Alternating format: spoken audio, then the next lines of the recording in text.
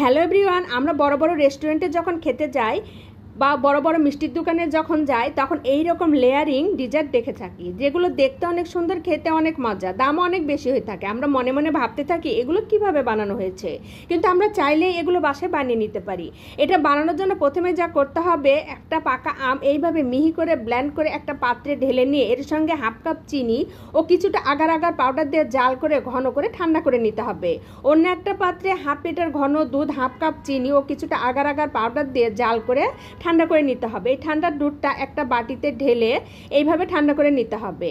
তারপর এই ঠান্ডা দুধের উপরে আমরা যে আমটা জাল করে রেখেছিলাম সেটা 1 কাপ দিয়ে দিব। তারপরে আবারও 1 কাপ দুধ দিয়ে দিব, আবারও 1 কাপ আমের মিশ্রণটা দিয়ে দিব। এইভাবে লেয়ার করে নিতে হবে। আপনার যত খুশি তত লেয়ার এখানে করে নিতে পারেন। লেয়ার করা হয়ে গেলে ঠান্ডা হওয়ার জন্য ফ্রিজে রেখে দিতে হবে। ফ্রিজ থেকে বের করে ছোট ছোট টুকরো করে কেটে পরিবেশন করতে হবে আম এবং দুধ দিয়ে তৈরি পুষ্টিকর ডিজার্ট।